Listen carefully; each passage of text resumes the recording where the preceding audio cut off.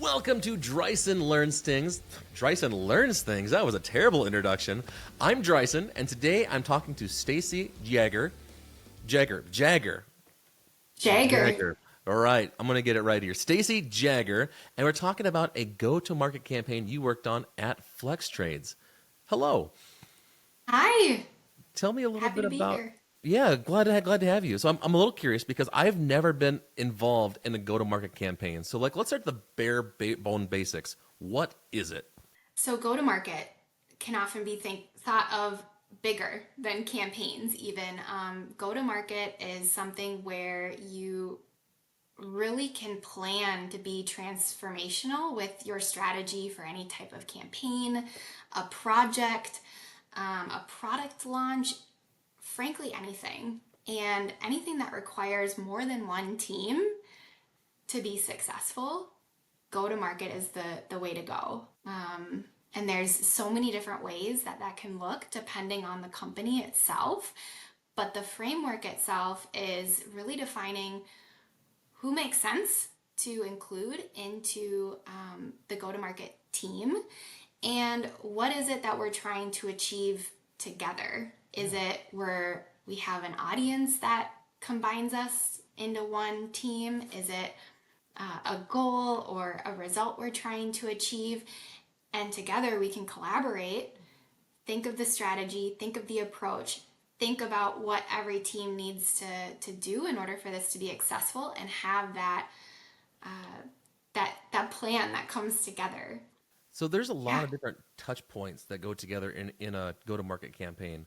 Um, I come from the content marketing world, specifically motion graphics and animation, but I want to know what are all those different pieces of content and all the assets that have to come together to launch a successful campaign. Sure. So it again, it looks different for every company. So perhaps I can give you a example from something from ours. Yeah. We actually have two go-to-market teams at our company because we have different audiences, and we defined our go-to-market teams based on audience. So we have our prospective client audience, and then with our company, we have technicians that we are continuously looking to hire and bring on board to our team. So more of that, growing HR kind Yeah. of route there too. And when we look at maybe on the prospect side, where we're looking to bring in more projects and identify new clients, we have a team there that is marketing, so us, and we have a lead gen team, so they're doing all of that research and vetting of prospective clients for us, and then our sales team. And for us, it's really important for the three teams to collaborate together and define what is it that each team is going to do in order for campaign A, let's say, to be successful. So whether it's we have identified a hot industry that clearly needs our services right now, how is lead gen going to contribute? How is sales going to contribute? How is marketing going to contribute? And it really helps us collaborate together, unify our strategy, and then from there, in future meetings for that, we can come back to the table with the data and discuss it, make changes for the next strategy that we want to go after, and so forth. So it just gives us a spot to work together and hopefully achieve better results because we're all moving in unison and we're all working towards a common goal, which is bringing in more of the type of client that that campaign wants to attract. So Absolutely. I love that. I've read so many books about making sure that you have everyone on the same page, work in the same direction, almost like a boat, where if everyone's rowing in yes. one way, you can make some traction, but if you've got one person going left and one person right, you just end up, I guess spinning your wheels is the wrong analogy for my boat here, but but you're not going anywhere. So talk to me a Exactly. little bit about that. When you have everyone on the same page, like just talk to me about the results that you've seen. I mean, the results, in my opinion, are 10 times what they would be if everybody was just rowing in different directions without more. Who's that person that sits at the front of the boat that says, row, row? The job that I Without, want. yes, yes, without that person, it's chaotic, exactly how you just mentioned. So the results can be tremendous if, everybody does follow through with their actions, the strategy makes sense. And oftentimes what we found is, that setup of the go-to-market meeting takes a little bit of time. Yeah. Because there's not one model that fits all companies out there. You got to figure out what that go-to-market team and that strategy and that collaboration looks like for your company, and what is it looking to achieve. And that might change too over time. What you need for this quarter might look different for the next quarter. So another example I'll tell you from a results perspective is with our other go-to-market team that sits more on that technician audience side. We learned very quickly that after we implemented that team, it wasn't the same as the other team. We weren't going to be able to drive it the same as the other team. And it was a bigger team too. There was a lot more teams involved in collaborating and making that go-to-market meeting successful. And because of that, we also found there was a lot of gaps in knowledge just of all the folks in that team, of the various processes, of the various touch points that might be happening with that audience. So we actually had to take a step towards, hey, let's have our meeting have an education section for each team to come and bring a critical process to the table so that all of us, all different departments, whether it's HR, recruiting, ops, marketing, we all know what is going on.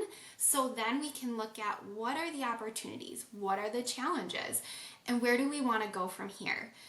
Automation's big, so that's a big topic that gets brought up too is, hey, we have this type of process and here's the opportunities that we see with it. Within that, what could we automate even to leverage higher gains within efficiency, results, whatever that might look like. So I could sit here and talk about this for hours. There's so much. But those are some examples of results that you could truly see from implementing a go-to-market strategy and team and use that with your campaigns. And especially the education part of it, I think, is huge. Because there's so many times that I've been involved in different meetings that you have, maybe one too many cooks in the kitchen that don't understand what the other side is doing. And so just getting everyone on the same page, the same information and same knowledge really, really helps. Do you like to designate like one decision maker where everyone can collaborate, but like one person takes lead, or is it like the committee drives everything? That's a really interesting question. So what I've found, even in research outside of other folks who have go-to-market teams like we do, it's pretty common across the board that somebody that sits in like a supporting role that tends to collaborate a lot with all of the teams involved on a regular basis will probably moderate and just lead discussion, make sure there's an agenda, make sure people, the meeting's flowing. For our company, that's me. Marketing tends to hold that often, or you might also see IT, for example. IT sits across all departments too, usually. I suppose at that And point, then it's common to have sometimes like what's possible. Yes, exactly, right. And then oftentimes you'll want maybe somebody from your executive leadership team involved. And that could change. Maybe it's an open invitation for execs to kind of come and go just to be a part of conversation, but they bring the high level perspective to the group. And then you'll probably even want some of those users involved too. Depending on what you're trying to accomplish, users will come in and give you kind of that user perspective of, pros and cons about maybe a new strategy, a campaign, results that might linger in, things like that too. So the makeup looks interesting, but somebody like myself who sits cross-functionally will tend to moderate it quite often. Oh, I love it. Stacey, that's our time. So thank you. Stacey You're welcome. Jaeger from FlexTrades, sharing information on the go-to-market campaign. So I appreciate it. For everyone else watching, thanks again for tuning in, and we shall see you tomorrow. Drysen Learns Things is brought to you by the Discovery Workshop from Made by Things. If you are looking for a content partner to help you brainstorm, set goals, and create content that truly resonates with your audience, check us out at madebythings.com/discovery.